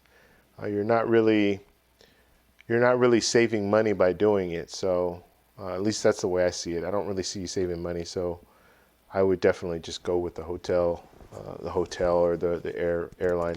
And then if there are issues too, you're not dealing with the third parties. You just take that whole third party out of the mix, and you're dealing directly with the hotel or with the airline. You need to make changes and all that. You're dealing directly with them. I just think that's the better way to go about it. Okay. All right, Easy. Thanks for sending me that link. I really don't know what's going on. I'm gonna go through all my stuff after this stream. I'm gonna go through all my stuff and just kind of clean up stuff because I know I started events before and then I don't have those events still going, and then I changed the dates, and yeah, I have everything all kind of confused. So I'm gonna get that all dialed in because that might be causing some problems as well. All right, that might be why it's blurry on some ends. Okay, so are you saying booking directly with hotel websites? Yes. So James, I'm talking about booking directly with the website. So go to Hilton, book directly with them. You're going to maximize your points by doing it that way. And like I said, you're dealing directly with them, and you're not dealing with anyone else. Or calling them on the phone and booking if you want to do it that way. But just don't go through hotels.com, Expedia, Trivago, all these different ones. I wouldn't recommend doing that. Okay, I'm still blurry. Audio is good though. Okay. Anybody have the City Prestige? That's a good question. David's asking, does anyone have the City Prestige? I think there were a few people that told me they did have it. I don't have the card, and I'm not planning on getting the card. I just think it's a good card, but not for me, especially not at this time. I have no need to get thank you points at this time, so it's not going to be a card that I'm looking into getting. Okay, Kyle, how you doing? How do you usually meet minimum spends? Okay, so one thing is I don't get a bunch of cards, okay? Right now I only have 7 cards. And I use the majority of my cards, so I don't use all of them. And so when it comes to minimum spend, there's some people that will get cards, they'll get 3 cards at a time, or they'll get 3 cards every couple months. And some people do manufactured spend, which is not recommended, because if the credit card companies are onto you doing like this manufactured spending, then they'll close your account, and so you'll lose your points. So generally, what I'll do, Kyle, when it comes to hitting minimum spends, if I think it's going to be difficult, let's say it's $5,000 minimum spend, which is probably I've never spent more than I've never gotten a card where I need to spend more than 5,000. But if there is a situation where it's a $5,000 minimum spend, and I'm thinking I might have some difficulties getting that hitting that spend limit, then I'll wait until I have something to purchase, or I'll do things that will allow me to use my card more, but not have to spend more money. And I gave this example yesterday. You go to a restaurant with the work or with a family, a large family, birthdays, it's a large group or what have you. Or let's say a birthday party's coming up and you guys are doing catering, and there's going to be a lot of people there and you're paying for this, you're paying for that. Well, use your card and pay for all that stuff and then have them give you the money, reimburse you. And that way you can get that minimum spend up there. Or spend more money in order to get that minimum spend. So those are some of the things that I do. It's just, you just need to be creative, like when it comes down to it. And that's how I hit the minimum spends in some situations. In some situations, I'll be honest with you, 3,000, 4,000, for me, I'll just put it this way. I've never had a problem hitting minimum spend, okay? But when I do get into the point where I need to hit the minimum spend on cards, I do start thinking outside the box and thinking, okay, yeah, you know what? I'll go ahead and use my card and you can reimburse me. I will do stuff like that. But obviously they need to give you that cash like right away. There's no, oh yeah, I'll give it to you in a couple of weeks. No. If we're going to do it, we're going to do it now. Obviously, if we go to a restaurant, everyone's going to have cash or whatever they have, and then they can just give you the money at that time. So it usually works out. But if you are in a situation where you don't think you can hit that minimum spend, don't get the card. Just don't get it, or at least wait until you have that large expense. Because if you can't hit that bonus, if you can't get that bonus on the card, it really hurts. I mean, it really makes the card not worth it, to be honest with you. So,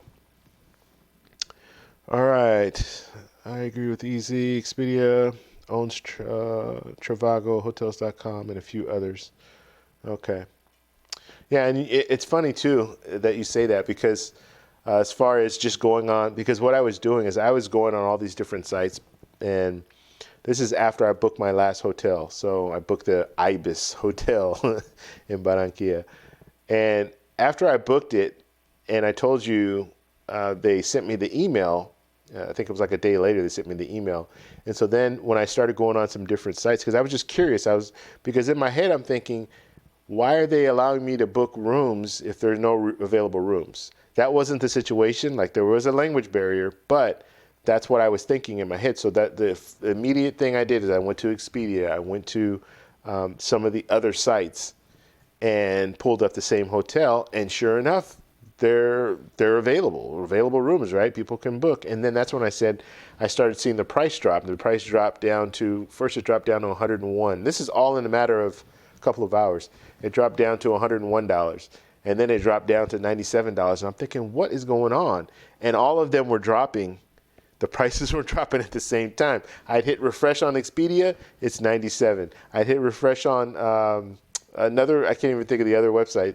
Hit refresh on that one, it's down to $97. I'm thinking, what is going on? So,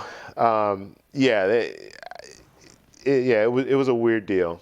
But I really, and they really can't offer you much when you go through these third parties, because they'll push, okay, like hotels.com pushes every 10th night is free, or you stay 10 nights and you get a free night. But they average the amount of money that you're spending for those nights. So you get a free night, but it's an average of how much you're spending each night. So I don't know. I'm not really feeling hotels.com anymore.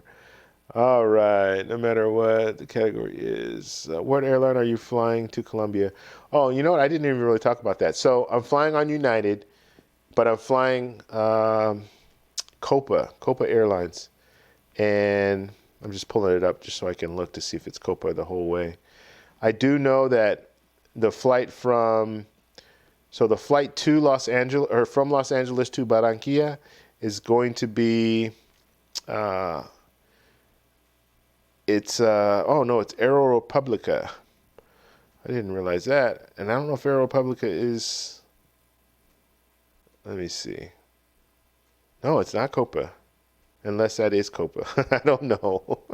No, yeah, it is Copa. Okay. It's Copa. CM. All right. So I'm flying Copa Airlines.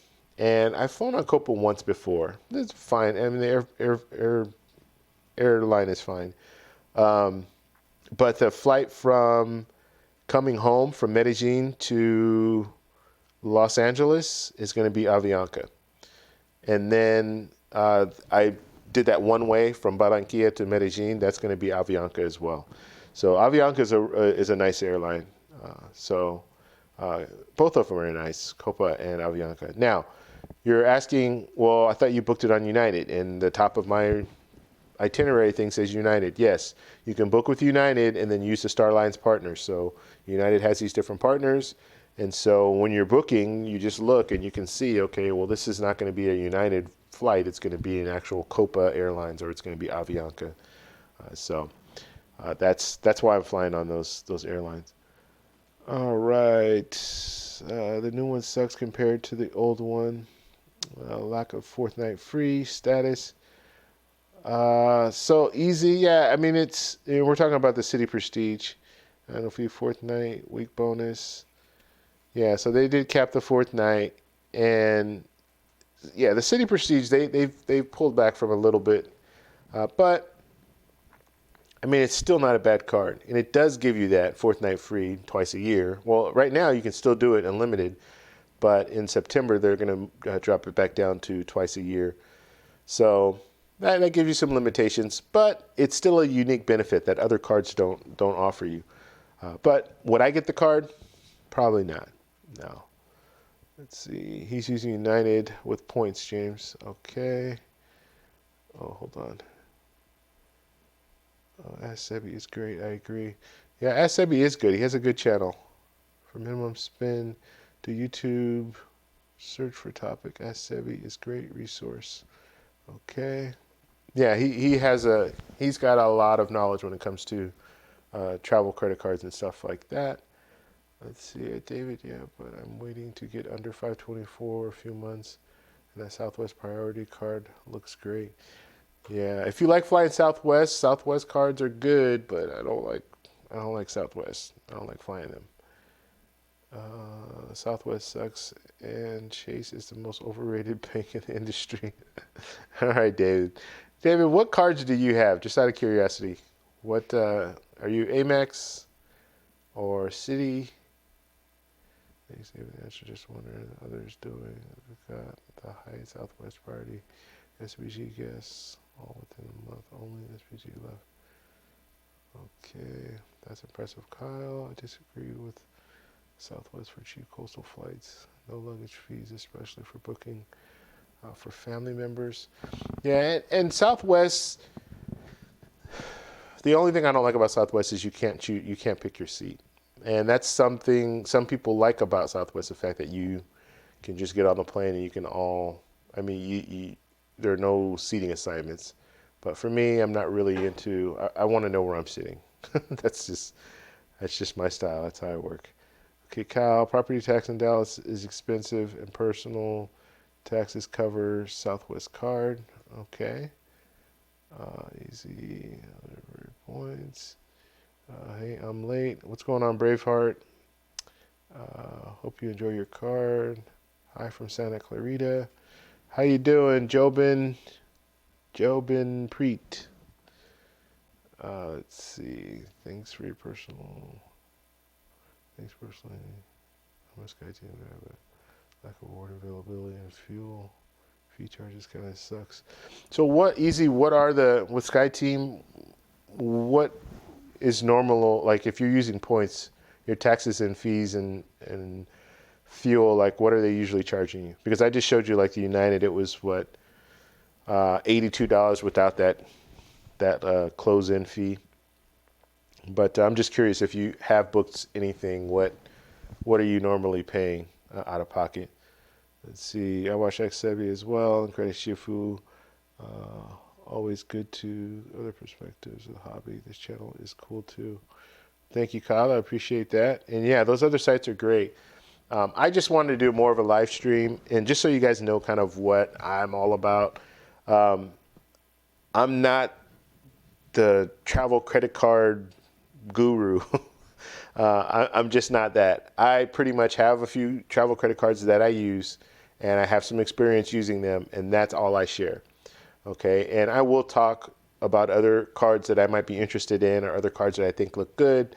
But I'm not one of the people that will just get on and talk about every card that's available.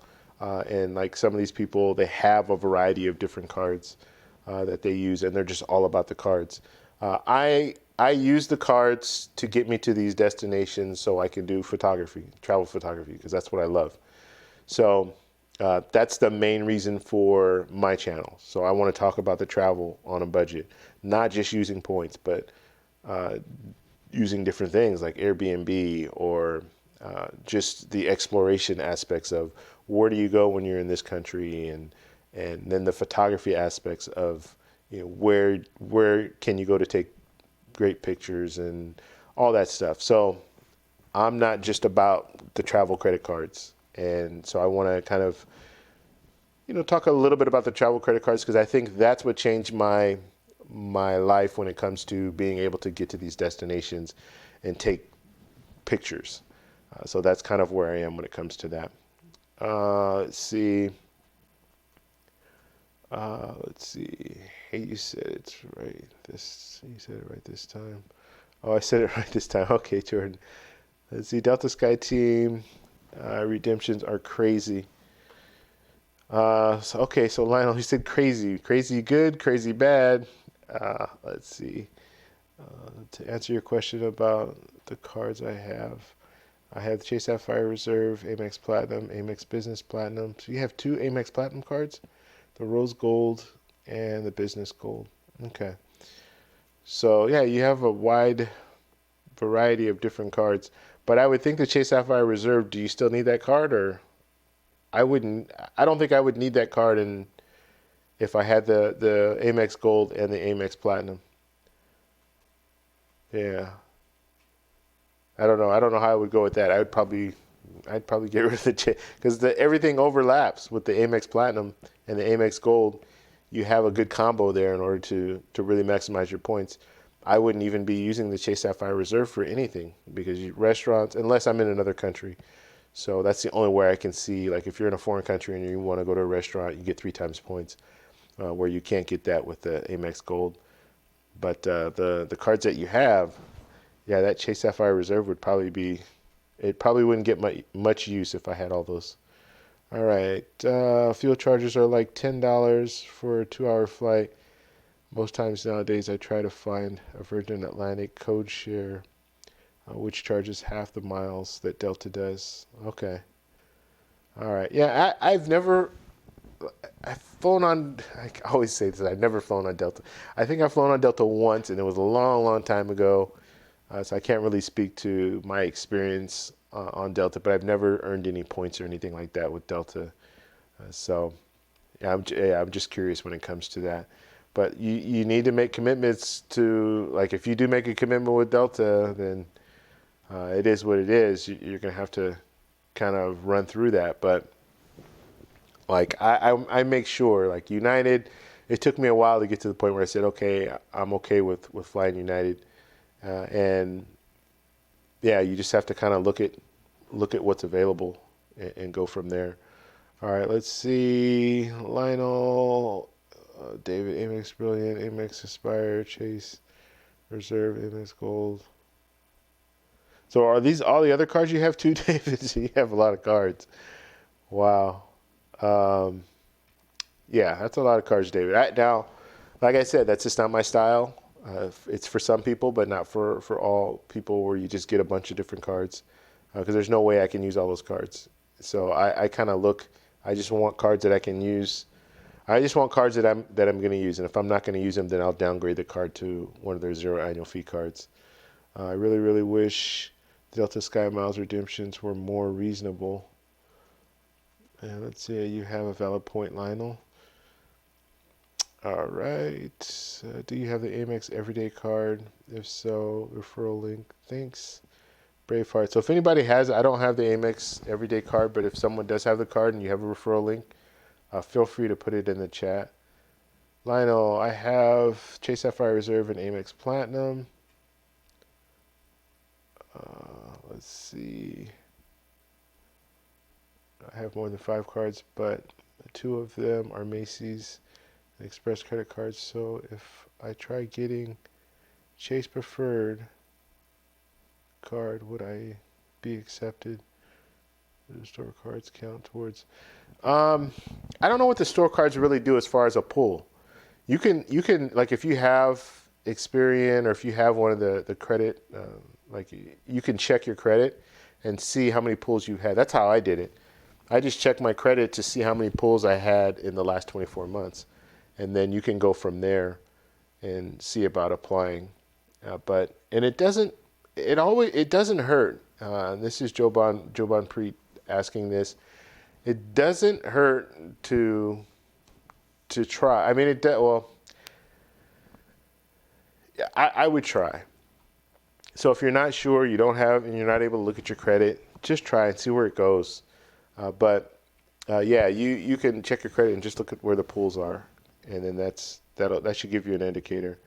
You missed half my cards, but that's okay. Ha ha ha. Yeah, I read the other ones too. There's a bunch of them, man. Dang. I read some of the other ones. Yeah, I'm not into. How does that work for you, David? Though, are you able to use all those points that you have, or you just have a lot of cards that are sitting around and you're not using? Okay, easy. Delta owns 49% of Virgin, so my frequent miles transfer. Okay, so Virgin Atlantic is a good place to transfer your points. Sounds like. Do you ever go by GoGo Wi-Fi during flights, especially if it's 8 hours or longer? That's James asking if I ever use the. Is it GoGo? Yeah, I've never gotten internet Wi-Fi on a plane. I don't really see a need. Like I don't need the internet that bad. So I generally won't. Yeah, I kind of have my routine if it's a long flight. So if it's like a 10-hour flight, I kind of have my routine, and obviously it depends on where I'm sitting. If I'm sitting in economy. Well, even economy business class, same thing. They usually have the same routine when you take off. Within that first hour, they like to serve a meal, and then they'll do they're pretty much gone. The flight attendants are pretty much gone until maybe a couple hours before the plane lands. So in most situations, I'll wait, eat the meal, look at my tablets, look at some TV or video movies or whatever I have. And then I like to edit too. So I have videos that I edit. So I'm doing a lot of editing. And so I'll do that for like the next 3 hours. And then that last 3-hour block, I'm just kind of relaxing and then waiting pretty much to land. And then basically they usually will come out. If it's a 10-hour flight, they'll come out with another meal, breakfast, or what have you. So that's kind of my routine. I don't really ever see a need to have internet when I'm on a plane. So I've never bought internet. And then, I mean, once you get down to the ground, you get your internet and all that. So to me, it's not crucial. All right, I tried to post a link, but it wouldn't let me. Yeah, and it didn't even show me the link that you tried to post. Yeah, I don't know how that works. You can post a link in the comments. So after the video, David, just post a link in the comments.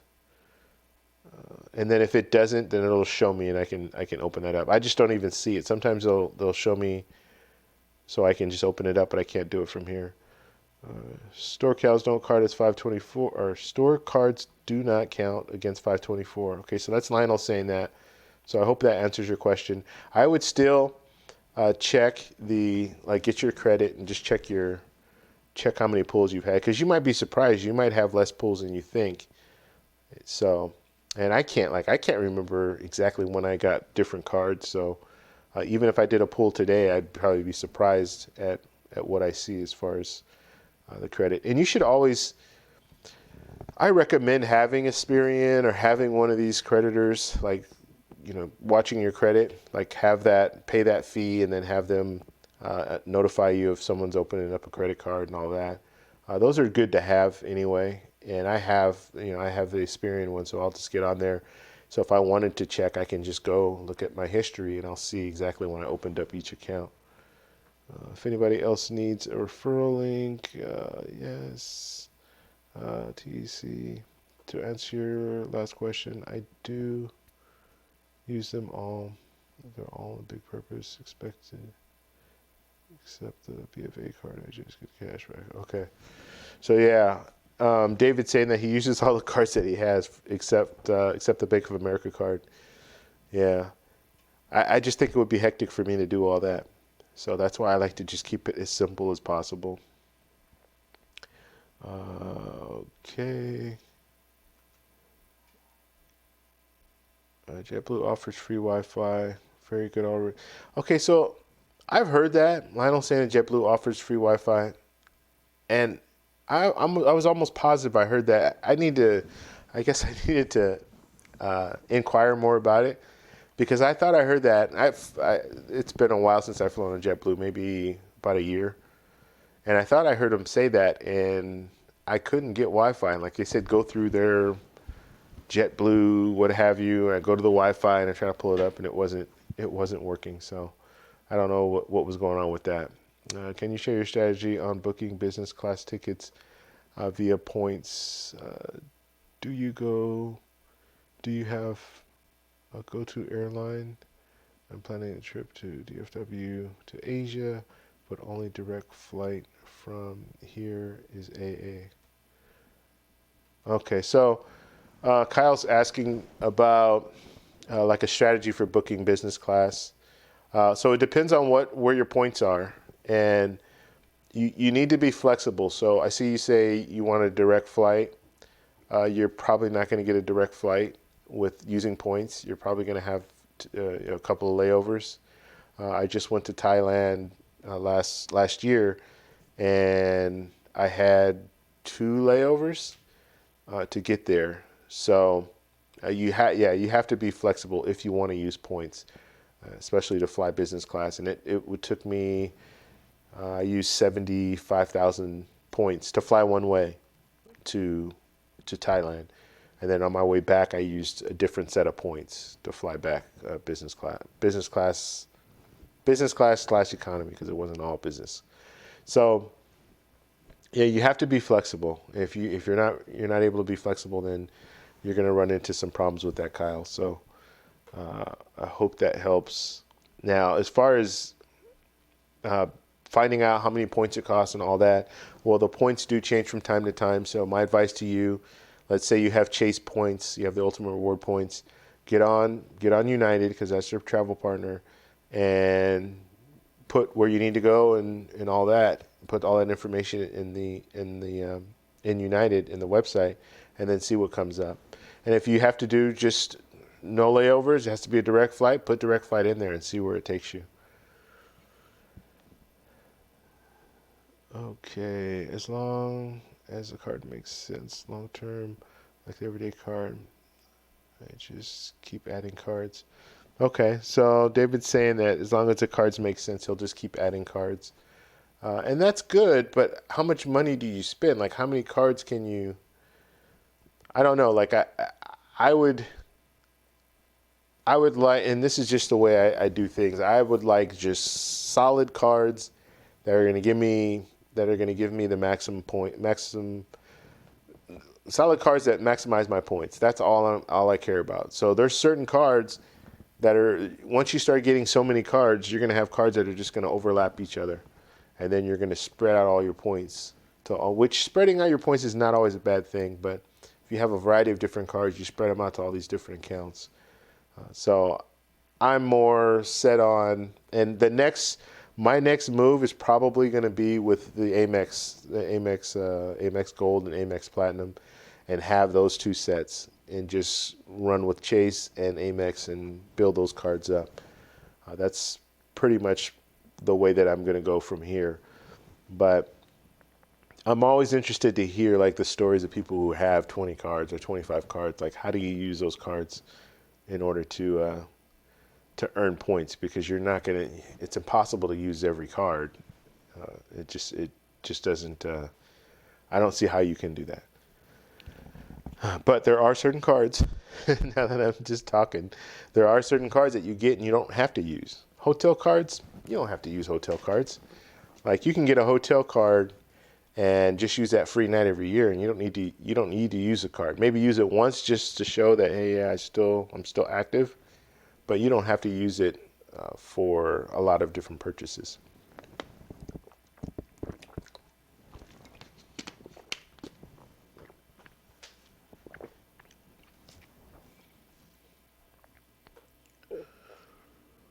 Okay.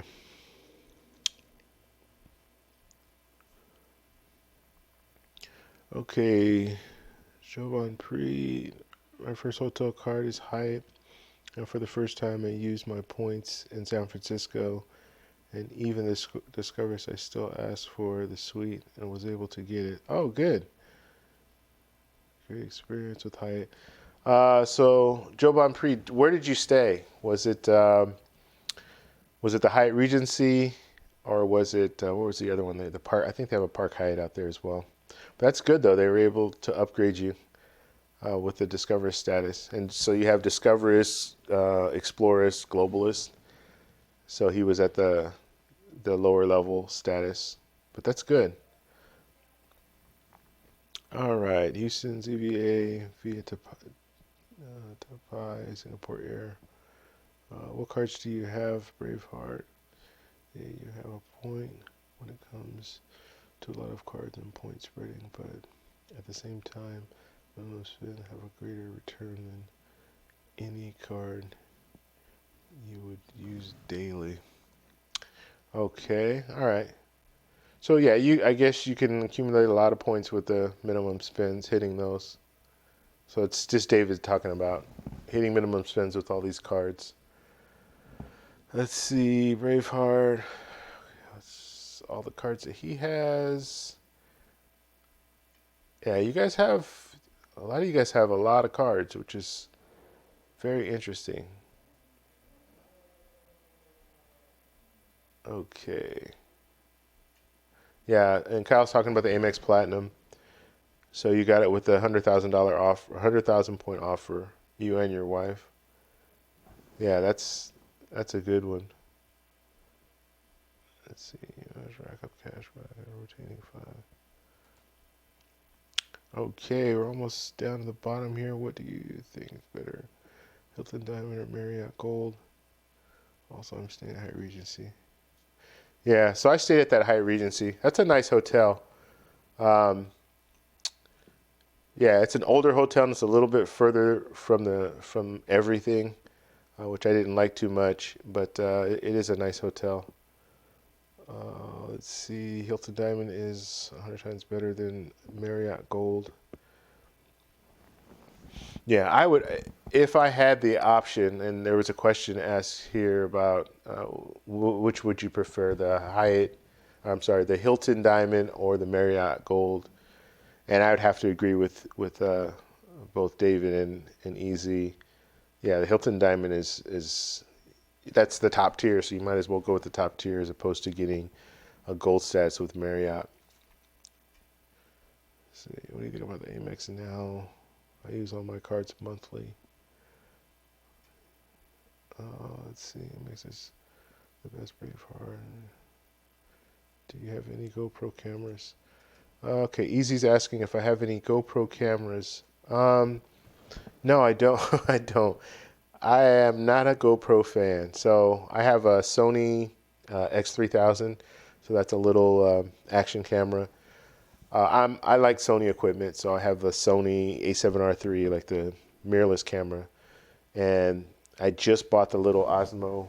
I got it right here, my little Osmo Pocket. So I just got this a DJI product, and I'll be using this on my trip for the first time. This is the first time I've actually used it for anything travel related, but I got it a couple of months ago, and I think it'll do really well. It's because it has a little gimbal on it, so. Pretty excited about using that, and it's going to be Carnaval, so I'll be out there and I'll be able to use it for that. But no, I don't have any GoPro cameras. I bought one. Funny story. I bought one when they first came out, way back when, and I I basically destroyed it after just buying it. Yeah. So since then, I just was like, I don't need an action camera. And then when I did decide to get another camera, I got the Sony. But basically, how I destroyed it, which is a pretty funny story. Me and a couple buddies, we went fishing, and so we're out in a lake, and we're riding around in this little boat, and they have the housing. So you have the camera, and then you have the housing. So they have two different types of housing. They have like the waterproof housing, but they look the same, right? Waterproof housing, and then the other one has like, it's more for mud. Like let's say you're on a motorcycle and mud gets up on it, it'll protect it from that kind of stuff, but not really water. You can't submerge it in water because it has little slots on it so you can hear. So the mics, you can hear through the mics. So I put the wrong housing on there. I put the one that had the little openings for the mic, and I dip it down into the water, and I start seeing bubbles coming up, and I'm thinking, oh, that can't be good. So then when I brought it back up, it was done. So ever since then, I'm like, I don't need this GoPro stuff. And yeah, that was years ago. That's when they first came out. All right, let's see. Thanks for the live stream. You're welcome, Kyle. Thanks for stopping by. Hit the like button for me, please. I appreciate that. And subscribe if you're new here. Okay, tech, this is great. Transfer partner. Okay, you got that link in there. Okay. Yes, David. So David said the Sony A7 is a great camera. Now the Sony A7, that's the oldest model camera they have, but since then they've made some. I mean, that camera was good on its own, but they've made some really good cameras since then too. See, does anybody here have a Barclays card with a chip and pin? No, I don't personally have any Barclay cards. Rival Plus, okay. Yeah, so all in all, like I told you my whole story, how I'm getting to Carnaval. So just what to plan for the future. I won't be in the country next week. So next Sunday, I will do a live stream. I'm going to figure out a way to do it. As far as internet, that's my only concern, like the Wi-Fi. And I'm not staying, I'm staying at this Ibis hotel, so I don't really know what their Wi-Fi is going to be like. Looking at some of the information, some of the reviews, they say that the Wi-Fi is pretty good. So I'm hoping that's the case. I know other parts of Colombia. I've been to Colombia several times. They have some really good internet, and they all the restaurants and even you go to the parks, they have they have Wi-Fi. So even if you just go to sit in the park, you can get Wi-Fi. So, oh wow, Braveheart, thank you very much for the super chat. So I'm not exactly sure about the Wi-Fi, but I will get on. I'll find a way to get on, do some streams, live streams, so you guys can see all the festivities and everything. Ideally, that's what I want to do. As far as I don't want to just have to bring my computer. I'll probably be using my phone because I have an app on my phone now that I can use to show you guys kind of some live footage of Carnaval.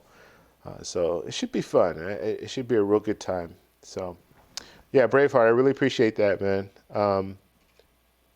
I really appreciate it. Yeah, I'm new to the whole super chat thing. Like it's so it's always interesting, and I'm very humbled when people put money or push money my way like that. Okay, David, it's not a rumor anymore. It's confirmed MasterCard. Okay. All right, so you guys are talking about the Barclay card. Yeah. So that's the plan. So all of next week, I'll try to get on. Just be prepared if you see me. Hopefully, I'll try to stay on as long as possible. But Yeah, I understand. I'm going to be out there partying and doing stuff like that. So when I do get on, if you see, jump in there and say hi, and then hopefully I'll have some good footage for you guys. I don't know if any of you guys have ever gone to Colombia before, and I'm always pushing Colombia. I should be like one of their on their tourist advisory board or something because it's a beautiful country. It's a beautiful country to go to and experience. So I highly recommend if you're kind of up in the air, especially if you're thinking about traveling to Central America, South America, go to Colombia. You'll be happy there. I've been to Costa Rica. I've been to Panama for a minute, not very long, just kind of a layover time there. I've been to Aruba. Is not really a part of, it's not a South American country, but it is right in that area. So I've been to those different countries, and I'm telling you, Colombia by far is the best experience that I've ever had. So much that I keep going back. So, yeah. Let's see. Anyone thinking of getting an Apple credit card? What Apple credit card is this, Joe Bond? Because I have not heard about that. Now I want to look at it. Every time people bring up these cards, I get all interested. Apple credit card.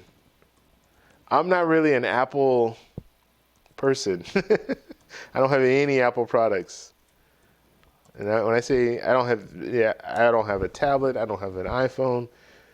Yeah, I like to stick with with Android. All right. Oh, so it's a Barclay card. Interesting. What are you getting with that? Here, I'll open this up so we can all take a look at this. Okay, so this is the Apple card. Very interesting. So when does it come out? Earn points, Barclay Visa, Apple Rewards approved. When does it come out? I don't see anything on it. Let's go over it real quick though, just to kind of look at what are the benefits. Okay, so is there an annual fee? I don't see an annual fee on this card. Let's see. Every 2,500 points gets you a $25 Apple Store gift card. That's not bad.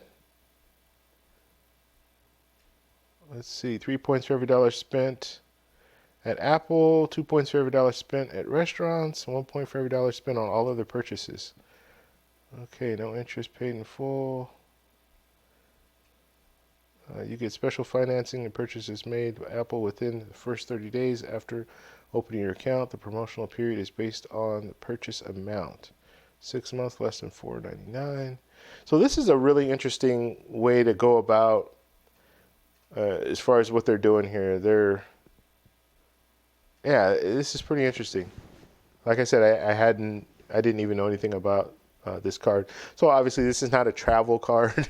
This is for people who like Apple products. But it makes sense. It does make a lot of sense to get a card like this if you do buy Apple products and you want to maximize your cashback points, I guess, for Apple products. So yeah, I'd be interested to see where this goes. But this is probably kind of like the saver card and like the specialty cards that aren't necessarily for travel. They're just more for foodies or Uber, the Uber card, and things like that. So yeah, that's pretty interesting. I hadn't heard of that before. Like I said, I'm not all over all these cards. As soon as a new one comes out, I'm jumping on trying to find out all about it. I just generally just use what's going to work for me. All right. Let's see. It doesn't have a release date. Yeah, and I'm looking on there. I didn't see a release date on there. It doesn't say that it's available now. Well, it does say apply. Apply at Barclay. Let's see what this says. Yeah. Oh, it looks like you can apply. They're allowing you to apply for it. I'll bring you guys back to it. So this is the website. And it looks like you can apply for it right now, so it must be available. Yeah, it looks like it is available. Yeah, so it's available now. Interesting. Somebody get this card. Let me know. Let me know what it's all about. Why can't they do one of these for the Android? Then maybe I'd get it. All right. Let's see. That's not a new one. Let's see. Rumored March 25th spring event release. Oh, so this isn't the new one. This is the old one that I'm looking at. All right. I don't know. We'll see. We'll wait until March 25th. Sounds about right. The Barclay one is old one. Oh, so the Barclay is the old one. So, all right. We'll see. The new one that comes out, we'll see what happens. Let's see. So I think if it's a new one, they're going to have different earn possibilities too. That's the date. The big spring media event. Lionel. All rumors. Nothing is confirmed. That's not even the new card. Okay, so I'm getting you guys all spun up about something that isn't new. Okay, that's my mistake. All I did was searched it, and that's what came up. So apparently this is like a rumor, and it hasn't been confirmed yet. Okay. All right. Any last questions or comments? Please take some time to put it in right now. But we're going to get ready to close out. But yeah, I appreciate you guys all stopping by. And like I said, I will be trying to do as many live streams as I can from Colombia. And I'm going to do a lot of videos too. Oh, wow. Super chat. Thank you very much, David. I appreciate that. Thanks, buddy. I will try to do as many live streams as I can. And then I want to do videos. I'm going to be doing a whole series of videos on Colombia. And I've been meaning to do this. This is going to be my 4th trip to Colombia. And this is the first time where I really want to focus on doing videos about the country and just about being out there. Because it's like I said, it's a beautiful place. So that's my plan. So I hope you guys will join me when I'm out there doing live streams. And if you guys have any questions or any comments or anything like that, you can post it after this video and we'll go from there. And I really, truly am very humbled by these super chats. That's very, that's a nice thing. I appreciate you guys doing that.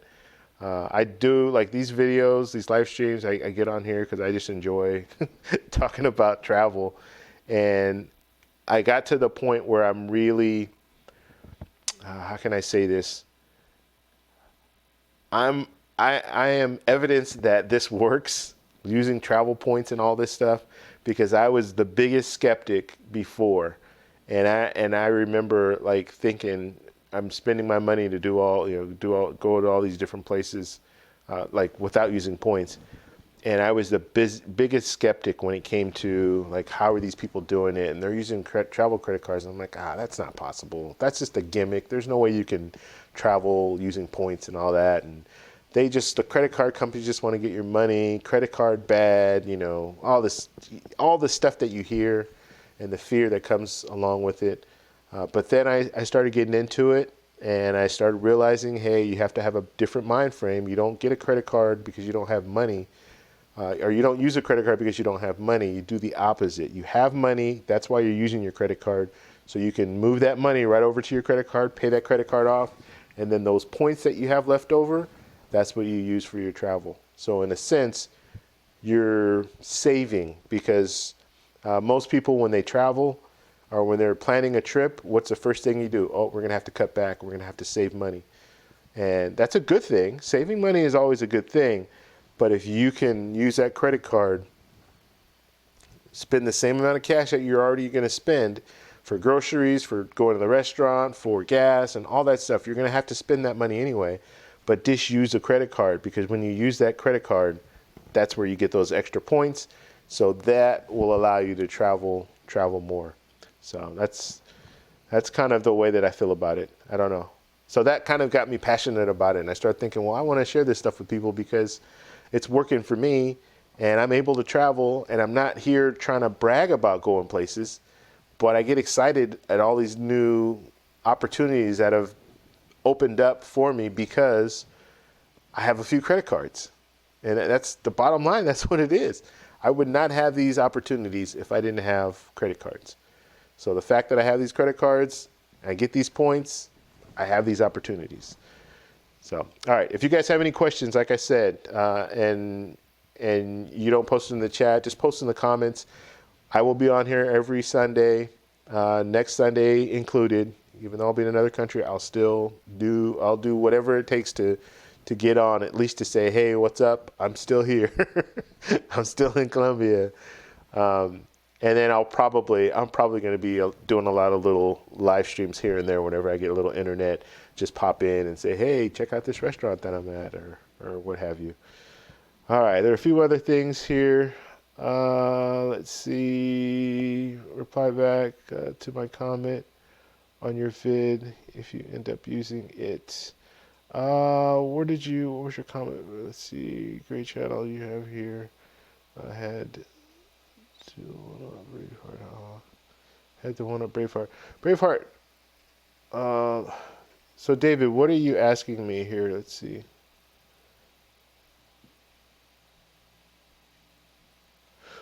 You got to be more specific, David. I don't know if you put a comment in this status or in this thing, or if you put it in something else. If you put it here, then I don't think I can see it until after we leave. I don't know. I don't know how to navigate through. So if I open it up, it's gonna just offline. You can talk to me offline if you want to do it that way. If you have a question for me. Let's see. All right, reply back to comment.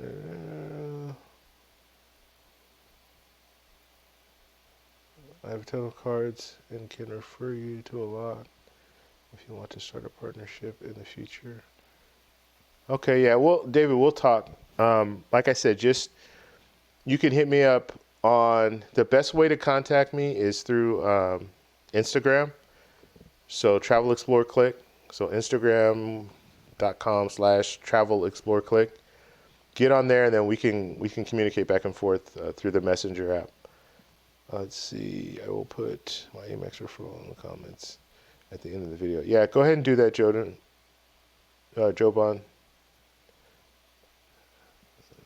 Most definitely, brother. I'll put some referrals too in the comment. You know, all same video shores. And for using my code. Okay.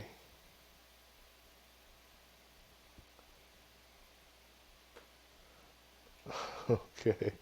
You guys, what are you guys talking about? Yeah. Okay. All right, guys. I am going to sign off. Let's see. With the Hilton Diamond, do you normally always get suite upgrades? I don't know. Who has Hilton Diamond here? If you guys are still in the chat, just let us know if you always get upgrades. I will tell you with the Hyatt Globalist status, no, it wasn't the case. I didn't always get upgrades, and I would ask for them sometimes, and they wouldn't give them to me. The best, if there's a situation like that, the best they would do is they'd give me a room with a more preferred view. That's one thing, and like Lionel's saying here, rarely. So yeah, just because you have that elite status does not always mean that you're going to get upgraded to suites and things like that. So you really have to you have to weigh that. Do I really go out of my way to stay at hotels and get that elite status if I'm really not going to get that much benefit in return? All right. Okay, guys. Thanks a lot for stopping by. And I will be on, what is today? Today's Saturday. I'm going to be back on tomorrow. So tomorrow at 7 p.m. Pacific Standard Time, we'll get back on and we'll talk about some other things.